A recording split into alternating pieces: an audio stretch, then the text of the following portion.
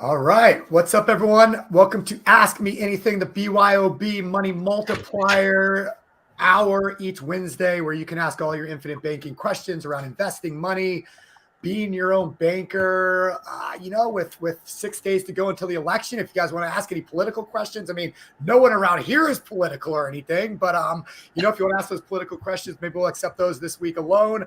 We have an astronaut with us, so anything about space or going to the moon, definitely relevant today. We got a cowboy. So if you want to know anything about horses or riding horses or cowboys riding cowboys, I don't know, wherever that goes. We got an MMA fighter with us today, and we have Miss Money Multiplier herself. I don't know what we're going for, but maybe a raver. Whoa, and the mountain man from Colorado, Craig Yenny, the old peace out hippie man, hippie living, is in the house too. So we're going to get your questions in, put them in the comment box. We're going to answer all those questions. And just a minute, we'll do quick introductions, but let me do a little 14-second intro. We'll be right.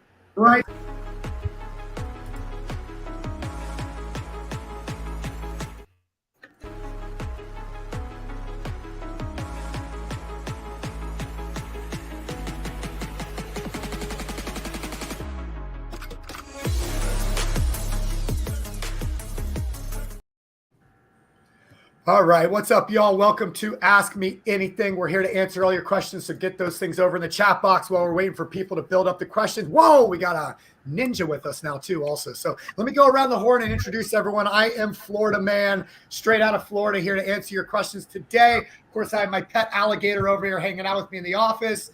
They're cool. Alligators are not. We found out today they run 20 miles an hour and they swim even faster, but this one's a friendly one, luckily. And if we does get out of control, of course, wouldn't be a Florida man without a automatic weapon, which I am keeping next to me right here. So with that being said, I'll pass it over to the astronaut, Mr. Bruce Willis Armageddon.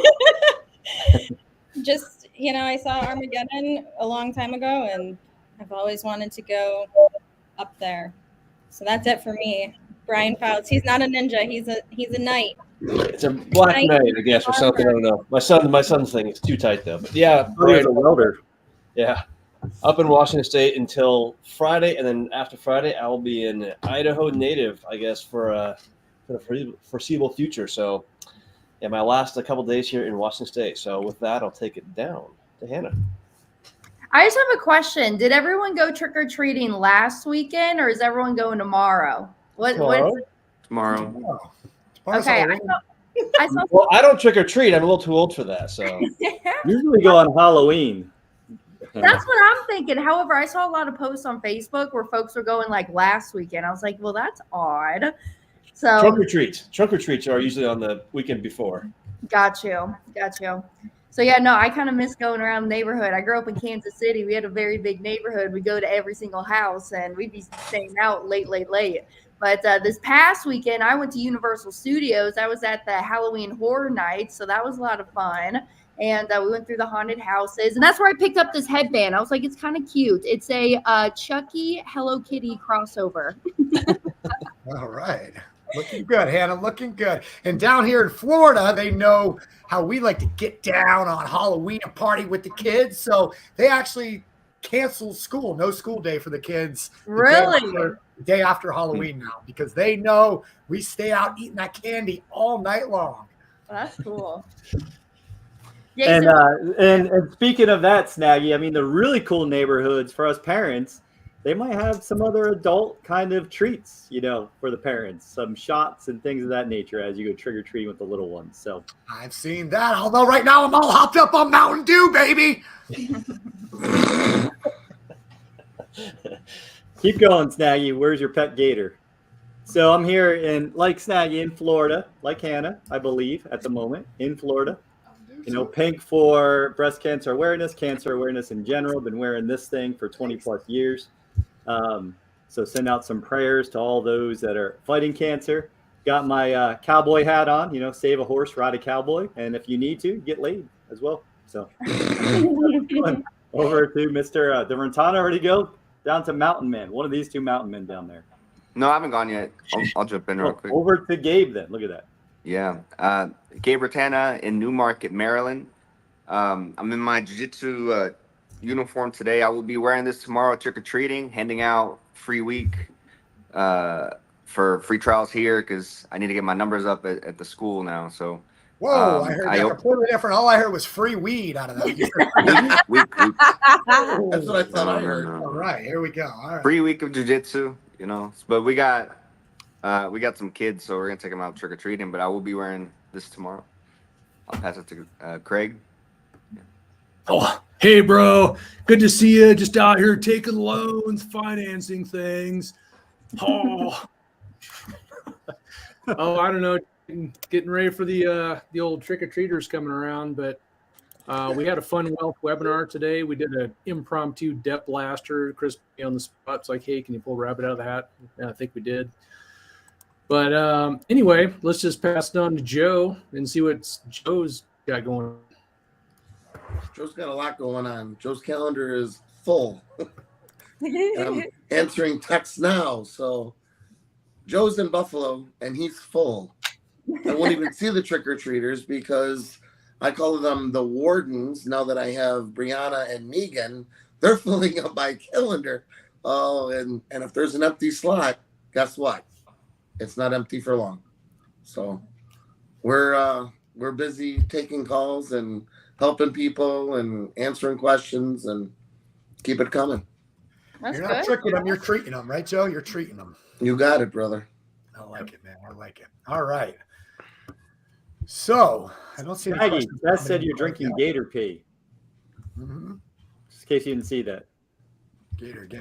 Yeah, something like that. Gator It's a little pee. gross, but so we have no questions in yet. Hannah, have you heard any good questions this week coming in from any clients? Yeah, a lot. But I guess the first thing that's on my mind, I want to just do a big PSA that we're doing another live event in Tampa, Florida, coming up March 1st and 2nd. So put that in your calendar, save the date, come down. And for all my people up there in the colder states, maybe you want to come down to Florida in March time. So we'll be down here. We're going to do a 2-day event, Larry Steinhaus and myself. But I don't know. Actually, it's funny that you asked me that because after we get off of here, I got a lot of things that I got to do of follow-ups for people. I would say the biggest thing that I'm realizing just here recently is that people are scared. People have a scarcity mindset. They're hoarding money right now. They're remaining liquid. They're kind of waiting until next week when the election comes due. But I don't know why y'all are waiting just till next week because nothing's going to happen until probably months and months to come. But, you know, people are just scared right now. I think that's pretty accurate. I think that's pretty well said. People are definitely a little scared. And one of the funniest things that people say to me all the time is, Jason, I just want something that is stable. I am risk adverse. And, you know, I'm usually talking to the one that's not risk adverse in the relationship. Like my spouse, my husband, my wife, they just don't trust me. They think I take too much risk. And I always feel really kind of odd when they say that to me because, you know, the next thing you say to them isn't like, well, you can't find a safer place than this. It's been around longer than anything that's going on in our financial system. But for some reason, what's your take on that? I know. Well, because then they start expressing their concerns and it's like, well, that's exactly why you do this. You can't understand the solution if you don't understand the problem. And we say that all the time. We say, this is something I was thinking about earlier. I did a podcast and thought, you know, we always tell people, what do you do?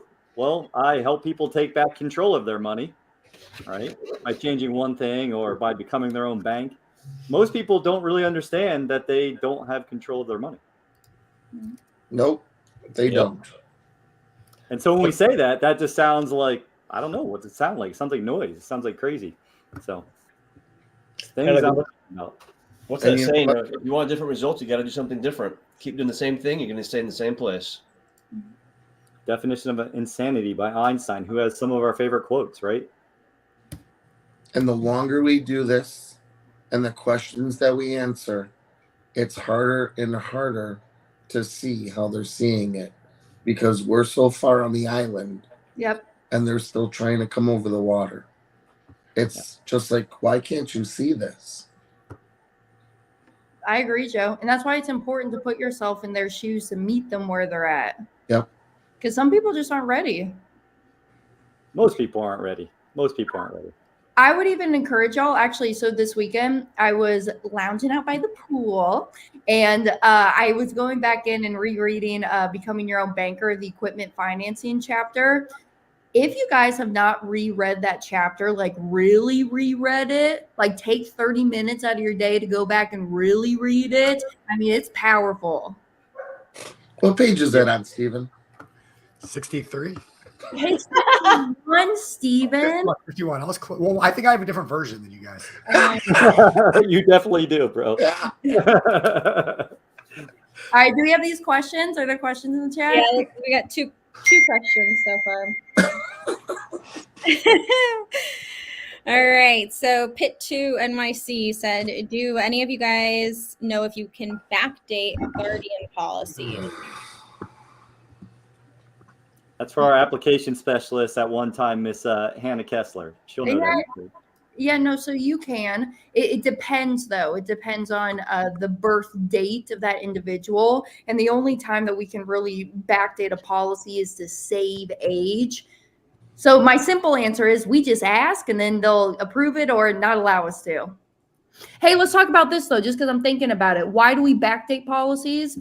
We like to backdate policies because then you can put it at that back date, pay that premium. Now you're 6 months in advance. And then in the next 6 months is when your year 2 premium comes due. So then you can get more dollars into the policy without having to wait that full fiscal year. That's a new understanding for me. I didn't understand that. And I like how this individual is asking this question because then it tells me that they're not afraid to capitalize their banking system. There is only so far we can go back, though. I remember when I started with Mass, I went back 6 months. Mm-hmm. Now it's only, 1 or 2, and it's only because of birth date? Well, depends on the company. Okay. Yeah, 6 months.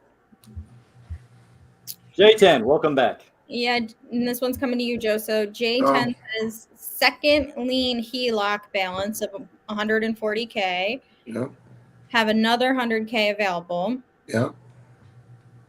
What is CF? Cash flow.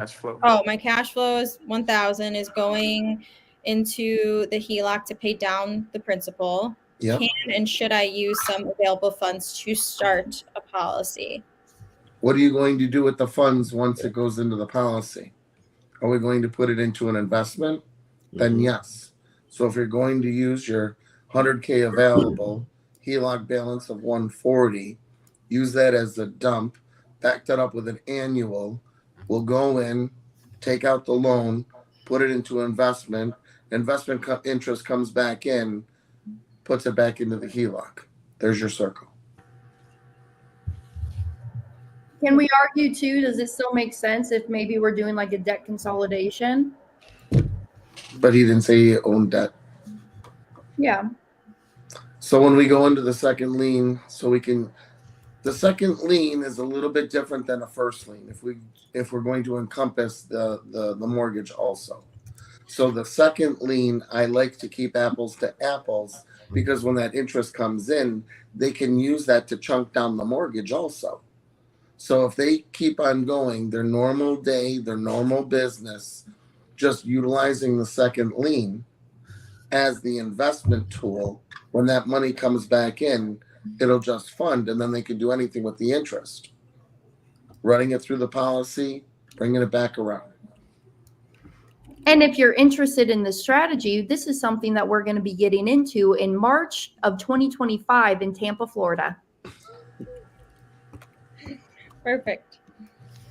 That's what she said. Asks, do you recommend? That's what she said, really. That's good. That's Do funny. you recommend putting 100% of your money into the policy, or should you keep some money in the bank to pay bills? No, yeah. In fact, you can't even really do that by the insurance companies because they won't let you do that because that's too much risk for them and for you.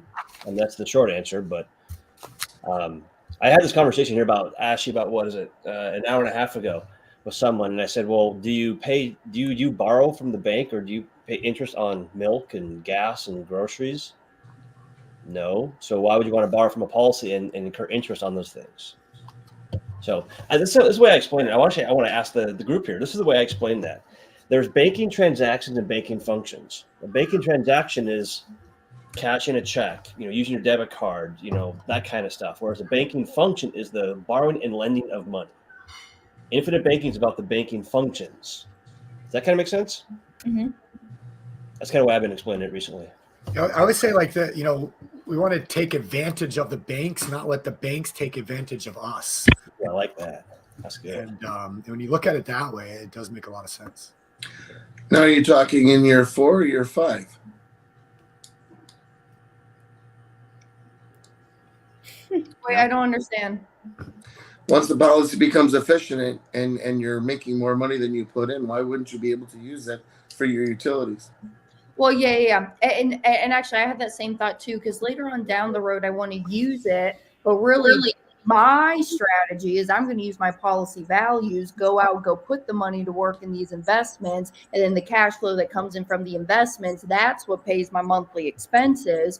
But there are strategies later on that you can start withdrawing from the policy if you absolutely wanted to, or living off of policy loans to then supplement income. But I think it's a better strategy to go put the little green men to work and then have those pay you is the ultimate goal. Absolutely. Now, Brianna uses hers on a monthly basis. She puts everything on credit card, then pulls it out of the policy, pays her credit card off, and refunnels the money back into the policy. But she's been doing that. She's regimented. She's disciplined. She's not overspending. More money is flowing back in. Can you do it? Yes. Are there precursors? Yes. Can we use a HELOC? Yes. Are there precursors? Yes. With everything, there is a system. And if you overdo the system, then yes, it will implode. But can you use the policy to run and recapture the dollars that you're spending? Every penny you want that runs through the policy, you will get dividends and interest until you stop breathing. So, once the policy Joe, becomes efficient, then you can expand and jump out a little bit more. So, Joe, on Brianna's example, when you said she's paying her credit card and then running the money back into the policy, when you say running it back into the policy, is she paying the loan back or is she putting some of that in premium? All of it. She's paying it all back to herself by repaying the loan and still doing the premium every month. So she's just taking the money out of the policy, paying the credit card, and then putting it right back in? Yeah, when the money comes in with income, then she puts that back into the policy to pay back the policy, but still pays the premium every month. Kind of like velocity banking with that line of credit, which is the loan. Yeah, exactly. She's doing velocity banking, utilizing the policy. Exactly. Yeah, I've explained doing it that way before, like what you're talking about. But that, as you said, Joe, it takes discipline. Yeah. But I like Hannah's explanation too. Like down the road, you can do that as a strategy, but it takes time to do that. But I've had 3 people that didn't do policies with us, by the way. Somebody else did the policies, and they've imploded them because they started borrowing from them to pay expenses, but didn't have a plan or the discipline to pay the loans back. And eventually, $100,000+ loan can't sustain it. Policy goes away. And you don't ever want that to happen because all of a sudden the big tax bill came down the pipe too that they couldn't pay, and etc. So, but that's we walk you through that so you don't do that. A way I like to think about it, and I love everything everyone said, is first start with your savings. So you got to keep your savings somewhere. Might as well put it in a policy. Then the money that you have in that policy, like everyone's saying, put that money to work. I used it to start an Airbnb, and then the profits that came in, I would either use that to repay loans or as new premium. So I like to think of it my savings, then profits with whatever I'm using the policy to make money with, whether I'm buying assets or building assets. But then eventually you would like to have it so it's all your revenue going in. But it does take time, and if you structure it well, the policy can get efficient really fast. Joe started talking about the money tree a couple months ago, and Craig helped me design one with Lafayette. I got a nice big dump in, and I'm really happy with it. And looks good, huh? Yeah, very happy with it.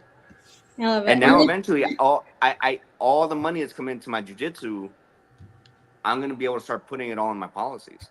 So I'm pretty happy with it. But Gabe, you said the key word, efficient. Yeah. Efficient. Everyone is different. Every policy is built differently. How are we going to use this policy? You use it different than I use it different than Hannah. We all use the policy different, but it still needs to be efficient by utilizing how much money we're running through and how we're going to put it to work. 100%. I'm going to do a little callback to J10, and then so he said following up. Yes, I'd to his HELOC that 100K. Yes, I'd like to use it as investment, but a bit nervous with PMC as I have no experience or have an attorney to review docs. Also, do you pay interest back on policy after a certain time paying back the HELOC? Interest on your policy is paid every year near your anniversary. Paying back the HELOC is on a weekly, monthly basis. Anytime money comes into the house, it goes into the HELOC. Hence, that's where the velocity banking occurs. Okay, and then I'm throwing this one to you, Stephen. So, a bit nervous with PMC as they have no experience or have an attorney to review docs. Yeah, I mean, you definitely want to understand and know what you're doing before getting into any investments, obviously. And private money lending, the good news is it's pretty simple. We do a lot of education. I know, Jay, you're on Money Club Mondays occasionally. Every Thursday, we do what's called the Private Money Club Quick Start webinar every Thursday at 1 p.m. And that's just weekly, hour-long education taught by Noah Harris, who's been in the business for 15 plus years and has done hundreds of deals and millions of dollars worth of deals. And he just shares education, experience, things like that every Thursday at 1 p.m. Eastern. If you really want additional support and more closely held support and almost one-on-one mentoring, we have the PMC Accelerator program, which is a paid course. So if you wanted to pay and invest in your education to really lock that in, but if you're still just kind of exploring, is private lending right for me? Is real estate investing right for me?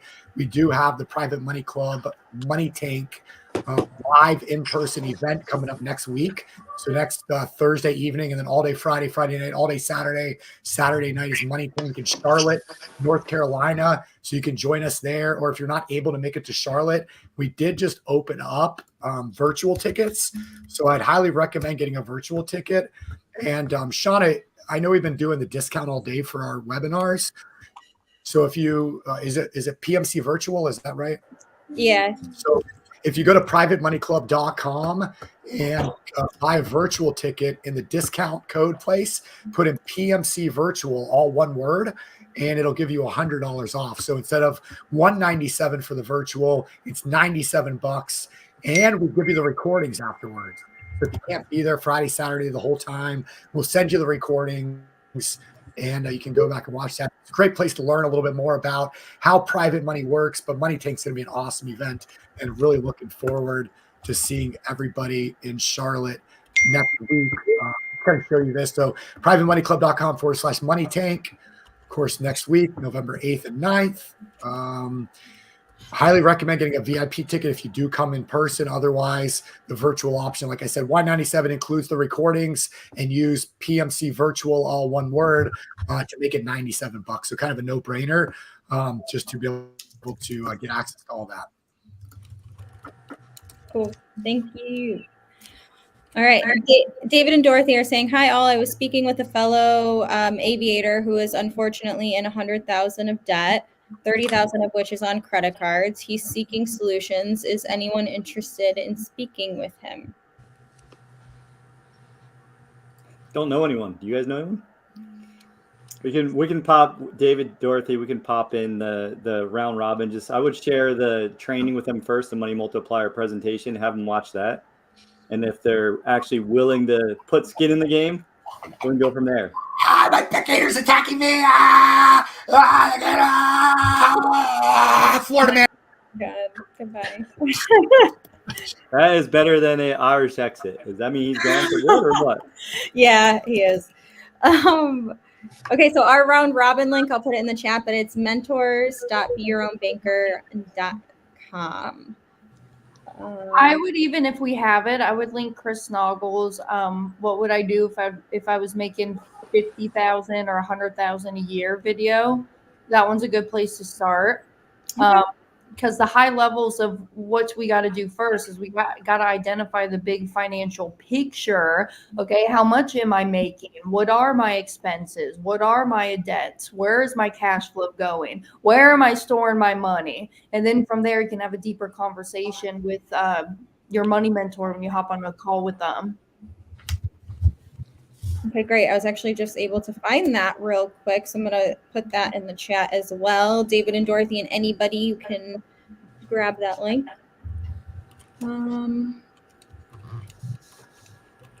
Okay, J-Rock is saying, thoughts on buying a primary residence with a first lien HELOC versus 3% down?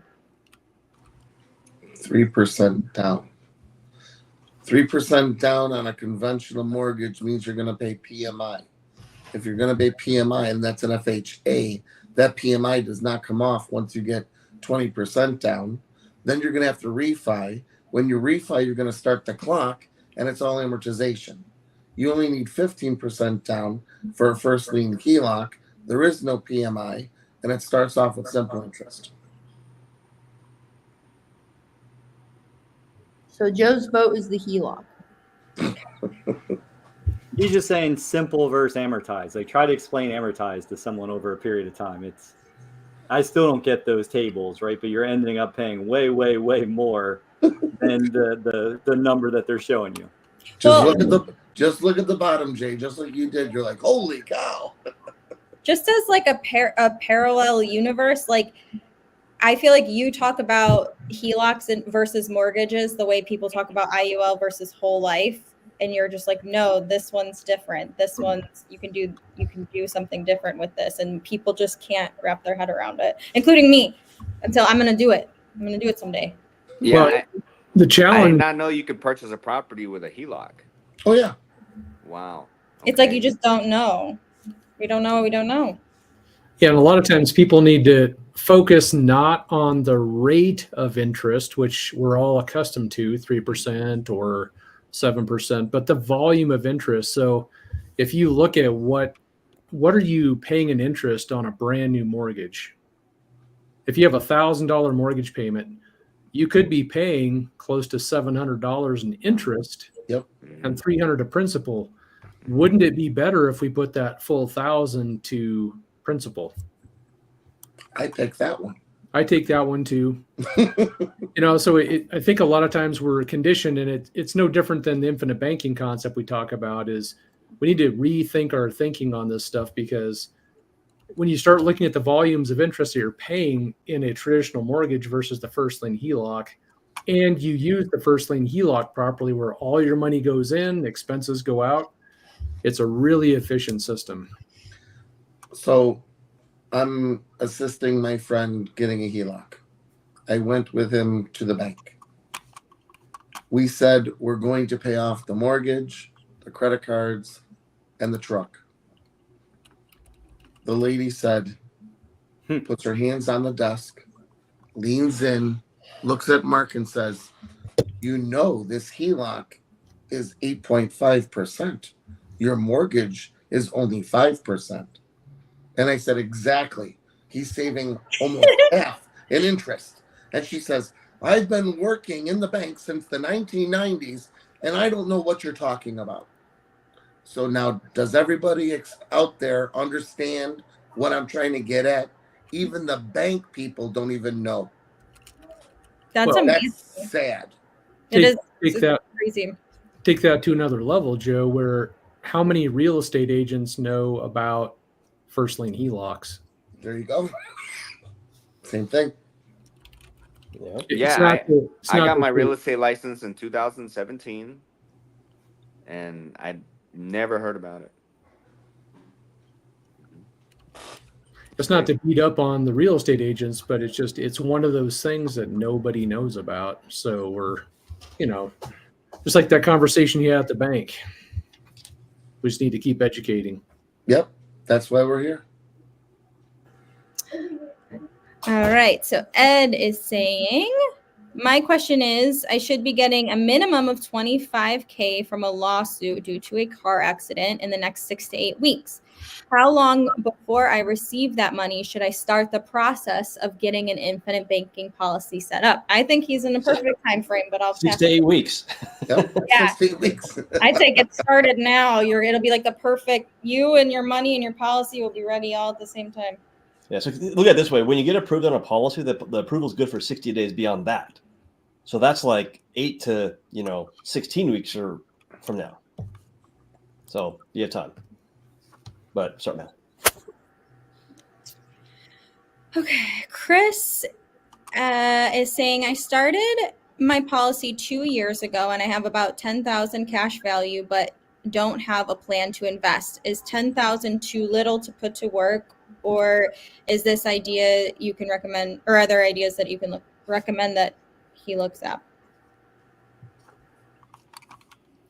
Yeah, I mean, I would say I hear this a lot within the private money club, because people will look in the private money club and go, oh, there's a $50,000 deal, or there's a $150,000 deal. And if private lending is something you're interested in, of course, there's the accelerator training coaching programs and all those pieces. But I tell people, don't be afraid to reach out to somebody looking for 50,000 and say, hey, would you be willing to take 10,000 of mine if we can find someone else to pick up the other 40? So you can get creative on your deal building. You don't have to just say, I don't have the 40 or the 50, I'm out. So you just have to negotiate and kind of see what works. And maybe even as you meet more people in the private money club, you could say, hey, Joe, found this really cool deal. You have 40 grand. I've got 10 grand. Let's go and do this deal. $10,000, we can put it in ETF, TLT. That would work. We can make some money there. Yeah, you can put it into some bonds. There's a lot of different options out there. So just sometimes you have to get a little creative. Especially if you want to get into private lending, you can get creative on that. And Private Money Club is changing in the next few weeks too, and the forums and the way things post and all that sort of stuff will be different. And that could even just be a topic that you talk about is like, has anybody else in Private Money Club only had $10,000 to get started with? How'd you get your foot in the door? What did you do? There's a lot of people who started that way and are not there anymore. And they're all really good people and they'd be happy to share, I'm sure, any experience that they have. Mm-hmm. Sean, I think that's important. Like we're here talking about moving our money, and people are talking about making investments and creating cash flow. And a lot of people are stuck with just trading time for money, or worried and fear about how that's not going to work out, right? So like letting people know that just taking small steps. Like I shared this a couple of weeks ago. I'll keep sharing it. But we just got our first lien HELOC. We connected both of our, regular bank accounts to this other, to the First Savings Bank. And it takes time. It takes time to see the money move back and forth.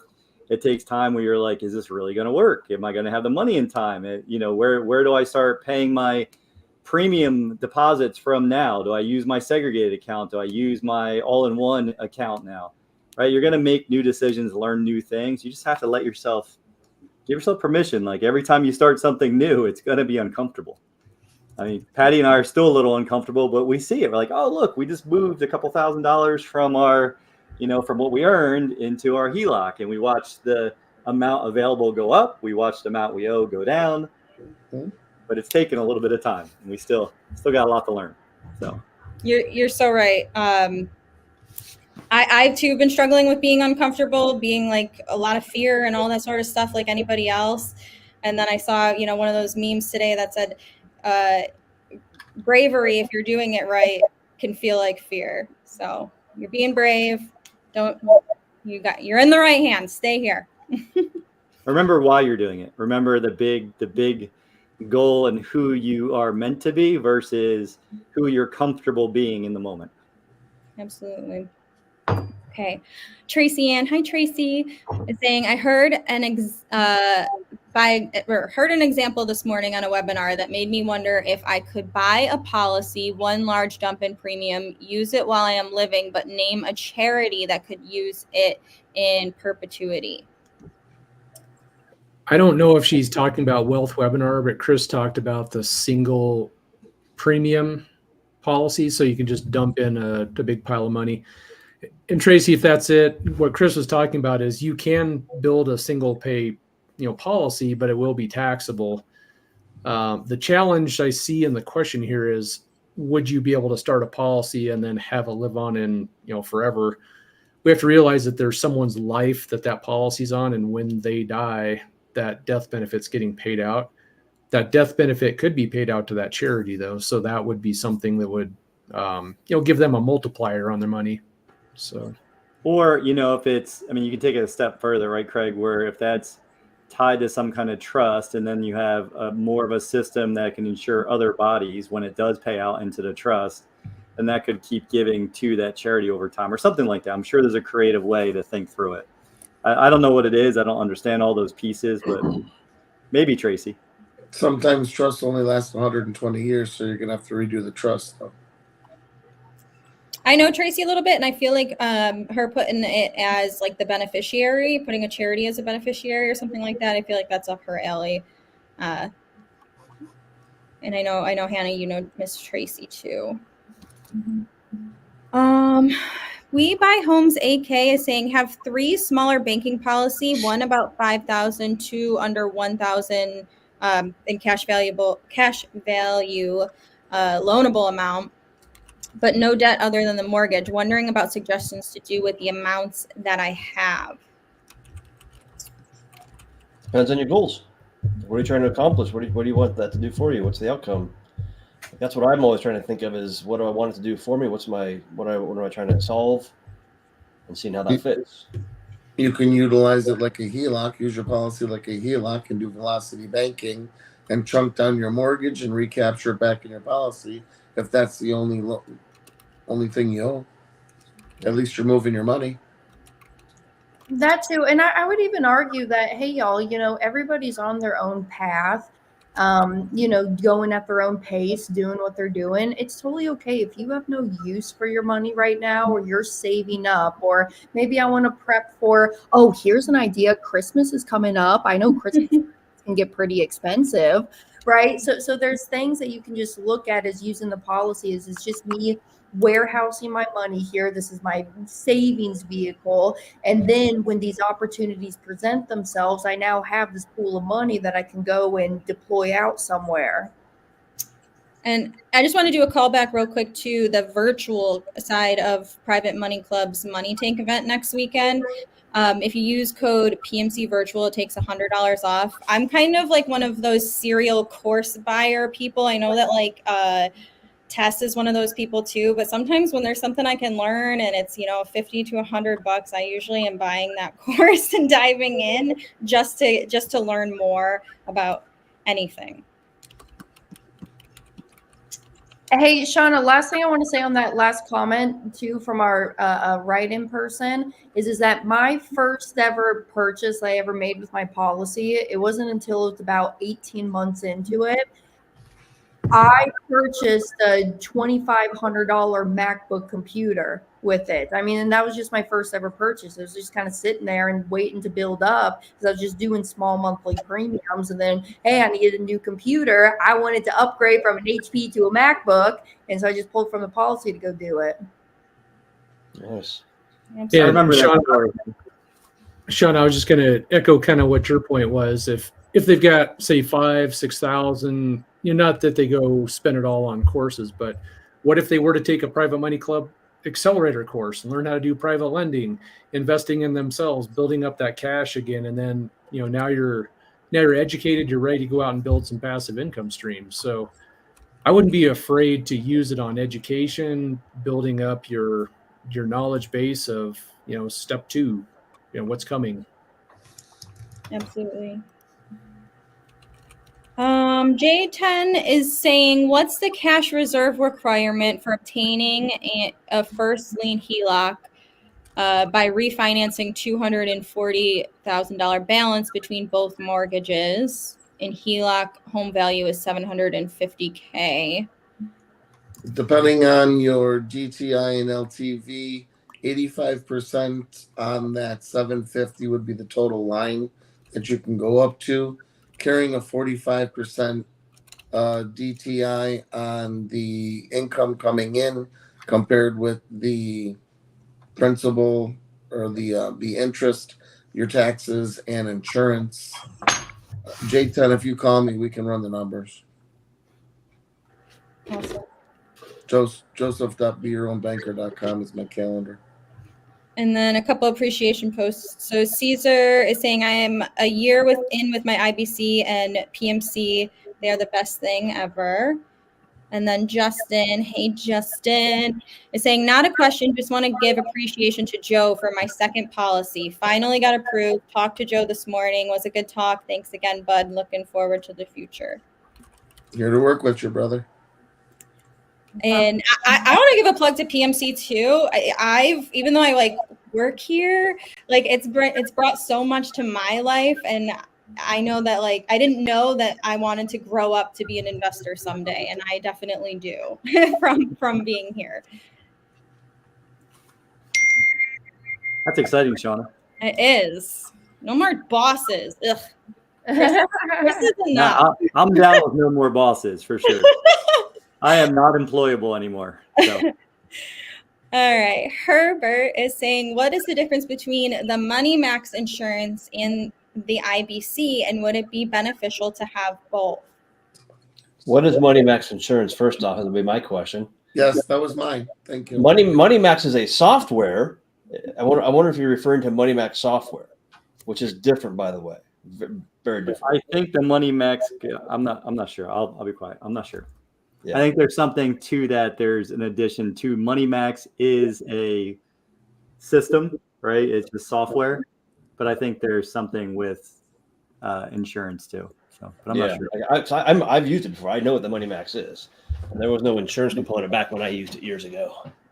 What was Money Max when you used it? Like, what was like your use case for it a few years ago? It was over 10 years ago, but Money Max is a software that it plugs into all of your financials. So your credit cards, accounts, bank accounts, it plugs into your mortgages, everything. And then it has you move your money around strategically to maximize the interest and to pay down all of your debts, usually about in a third of the time. So it's very complicated. It's very involved on a daily basis, and it requires a lot of dedication to make it work. And it's not cheap. It's a very expensive software, like $3,000 to $5,000. So, but I know people that have used it. I didn't use it long term because once you start being an investor, it completely screws the entire software up. It doesn't like you all of a sudden because you're leveraging all the time, and it's trying to do the opposite. It's trying to get rid of debt. I was using debt to invest, so I had to stop using it. That's good feedback. That's really good feedback, though, on the software itself. Well, actually, in that last question is, would it be beneficial to have both? I don't know on that one. I really don't know because infinite banking, it's just like a line of credit. So when you fund the infinite banking policy, it's like a line of credit. I'm assuming you could plug it into the software and it would just use the interest rate and the loan provision just like it would any other line of credit. When I used the Money Max, I had 6 lines of credit, personal lines of credit. And so they all had different interest rates. So it was having it move money from each one like daily. It was all over the place. And so it probably would treat it the same way. So if you're dedicated and it makes sense, and potentially. If you have debt and you get an IBC policy, we'll set you up with the debt blaster. Hold your hand through the entire process. You'll be out of debt in what, three times, Craig? What's the average? Well, there's not really an average, but we're typically seeing a significant reduction in the debt time, and this is ballparkish. You can recapture 30, 40, I've seen 50% of that debt balance inside your policy. So that's awesome. And here's the cool thing: we don't charge $5,000. There you go. Yeah. Exactly. So, and then Herbert kind of said it a little bit, as they were saying that you could use up to 90% of the cash value, that's how it is with us too. And like Craig just said, you don't have to pay us $4,000 to do that. Yep. So if you can't sense our passive aggressiveness, we probably don't agree with doing both. All right. Rob is saying, if I started a policy last December, how fast can I start another one right now? And does my exam from last year still count? I want to make an investment before year end of $100,000 from a first lien HELOC. Yeah, you could start another policy. You're just cutting it tight, trying to get money in, then pull it right back out by the end of the year. But yeah, your exams are good for an entire year. So if you come back before that year is up, you can repeat those, or excuse me, use those old labs, not have to repeat them. But yeah, I just don't want to. I'm just nervous to tell you that, hey, if you start the underwriting now, it'll be done by the end of the year, and then you'll have your policy loan money back out to you. You can turn around that fast. So I did that last year when I paid my payroll taxes. I literally started after 12/15, or no, after 11, beginning of December, and I was funded before the end of the year and could use the money before 1/15. So about the same time frame. So would action item for Rob would be to go back to whoever started his first policy last December, tell him, email them, text them or whatever, and say, I'm trying to do this fast. Can I get started? I'm sure you can accomplish that through a text or email too. Yeah. Real fast. Money mentor or your implementation person can help you. Okay. Casual Credit Gaming says, do any of you keep enough cash value in reserve to pay your minimum annual premium, so base, not PUA, in case of catastrophic emergency? I know your leverage cash value can be out working, but in theory, could crap out at the same time that you break both of your arms or legs or something crazy. That's what I've done with my cash value. Only 2 years in though, so I'm not in a money tree yet. Yeah, I do. Actually, when I'm like looking at my overall expenses, I'm budgeting in my base premiums into my expenses that has to get paid. And so what I do is I keep 3 months of overhead in my checking account and 3 months of overhead inside of my policies. And that's money that I don't touch, because in the event that I need it, I got 6 months of overhead expenses covered. 100%. I was also almost in the position to have to take a loan to pay my premium this year, but something worked out and I didn't have to do that. But so we're right there with you. The other thing I'll add on that, Shauna, is they also have the ability to use the dividend to help pay down the premium. But that if it comes to it, you can look at those resources. But I like along what Hannah was saying, just have those reserves built in, have your emergency funds. Some folks like to be fully leveraged. I don't personally, but it's just gotta have some fluff in there. Life throws curves.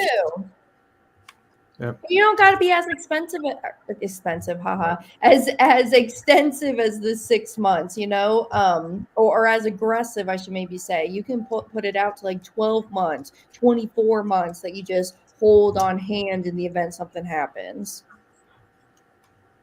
All right, perfect. We've got about 6 more minutes left and a few questions. So AT is saying, hello, would it be worth doing a whole life policy? I'm 34, can't do any money down, can only do monthly payments. How much would it be for monthly payments? Here's my quick answer. Minimum is 10 times the age. So 34, $340 on a monthly premium. But what I would really encourage is I would encourage you to look at the net cash flow situation.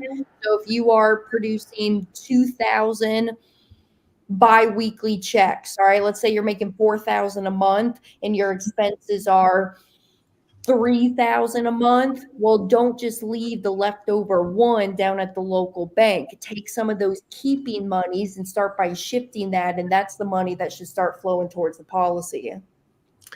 And also, we don't know your situation, but let's say that you've got credit card debts, personal loans, car loans. If you're overpaying past minimums, those are funds that are candidates for running through the policy, then to take out and throw at your debts. So there's a number of strategies. You may think you don't have any, flexibility there, but that's where a strategy call with one of the folks on our team will help you figure that out. And I'm just saying, everyone needs to have Rocket Money on their phone, because if you're tracking this stuff, you won't be as anxious about it. And I've had 3 policies, and I've only done a dump in on 1. So you don't have to have money down or a dump in, as you explained it. David and Dorothy are giving another shout out to HELOC Joe. We have almost paid off our remaining 5-year mortgage in 1 year. Go figure. Go figure. Good job, guys. Okay. And then Knight of Israel is saying, how would I determine which is better, starting a whole life or a HELOC for IBC? Both. Yeah. So do you want to hit on for IBC? Like, what is IBC? It's like the whole life. Your HELOC is going to be utilizing the money stuck in your 2x4s and putting it to work. And then we would run that through the IBC, which is a policy built upside down for banking and paying yourself first. And then we would utilize that into an opportunity to make you arbitrage, which is spread, to pay the opportunity cost of the HELOC. I love how you just said it was built upside down. I saw you. So interesting. Yeah. Upside down and backwards. Okay. It's the Chaos Crew. Said, can you please explain again what the beneficiary receives when insured passes, death benefit versus cash value? So we have to remember that cash value is simply an advance of the death benefit. So you're getting whatever the death benefit is minus your loans. So death benefit and cash value are not two separate things. It's just that you're getting an advance. If you have a $100,000 death benefit and you take out $25,000, you're getting $25,000 of your death benefit early. So if you pass away, the remaining 75 is going to be passed on to your beneficiaries. I like that explanation, Craig. I hear that all the time, and I always feel like it's missing something because people want to borrow against their death benefit without really understanding, like, hey, I have to capitalize the system first. But the way you just explained that, it made more sense. So. Oh, and then so and to that point though, is if there are no loans, so it's just the death benefit, right? It's still just the full death benefit, but the cash value is just always representative of what you have access to if you wanted to. 90% of that cash value. All right. Anna, you're muted. Thank you. First time on Zoom, I get it. I like to say it this way. I don't know. It just makes sense in my brain. Because most of us adults, we've gone out there and purchased a property. And so, like, let's just say that your property is appraised at $1 million, but you have 500,000 of equity inside of it. You're not going to go and put your house on the market for 1.5. You're going to list it at the 1 million that it's worth or valued at. And so the same thing is kind of in the policy too, where the equity in your policy is the cash value and the death benefit is the true value of that policy. I don't know, if that's helpful. It is. And then we're out of questions and our time is done here. So I just want to say again, if you want a call with our team, what's up? Did we miss one? Yeah, just real quick. I see that Christian was from the Wealth webinar. I thought I gave him my email, but can you put my email in there so Christian can grab it? Mm-hmm. So yes. Christian, here it goes. Here's my email. And then we can connect. So Craig at chrisnoggle.com. There you go.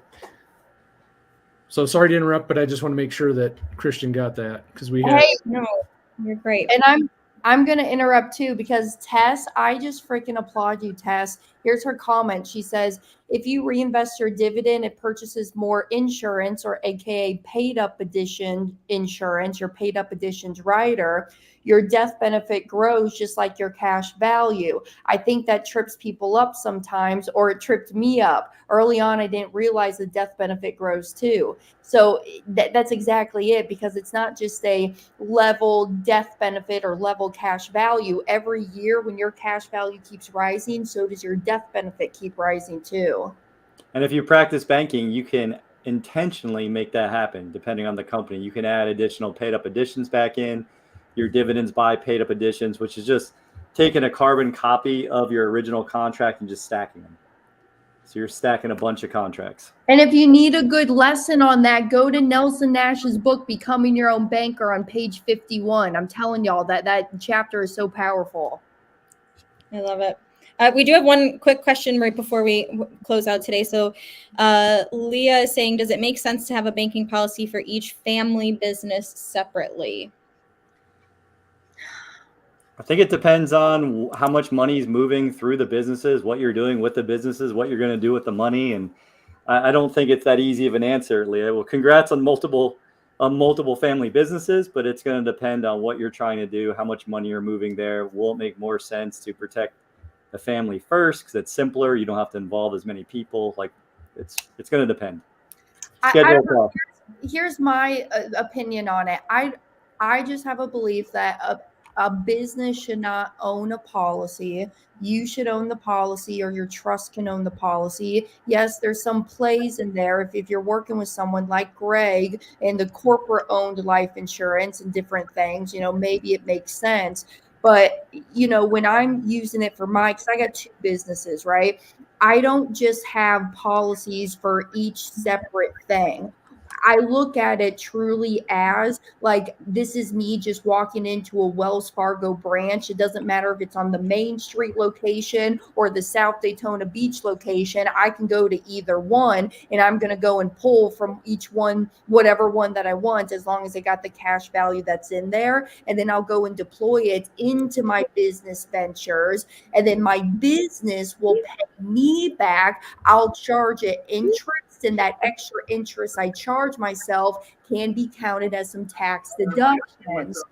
But anywho's, I don't know. I just group them all together. I don't have separate policies for separate things, but you can, and some people like it. They like to be organized that way. Final question, I swear. How much would you start kids' policies if they're 13, 9, and 16-month-old? I know there is some stipulations about playing favorites that you can't.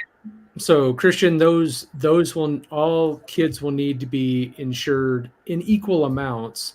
The amounts are really going to be driven from what your spouse potentially have in death benefit. When we connect, we can chat more about the specifics on that.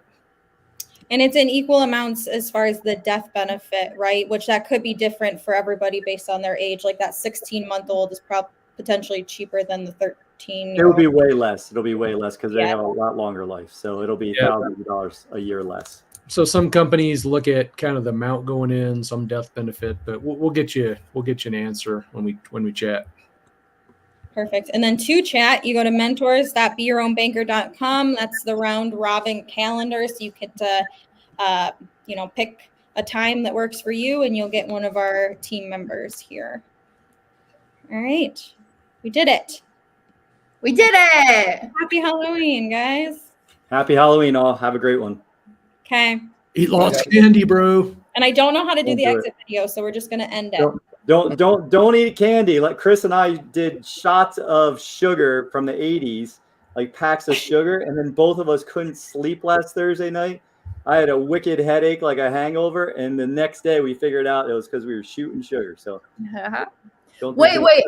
I'm going to leave this one here. If y'all like spooky movies, here's a Netflix movie for you. It's called The Deliverance. That one messed me up. It's a good one. though. Watch it. I don't know. Okay, thanks, guys. Bye.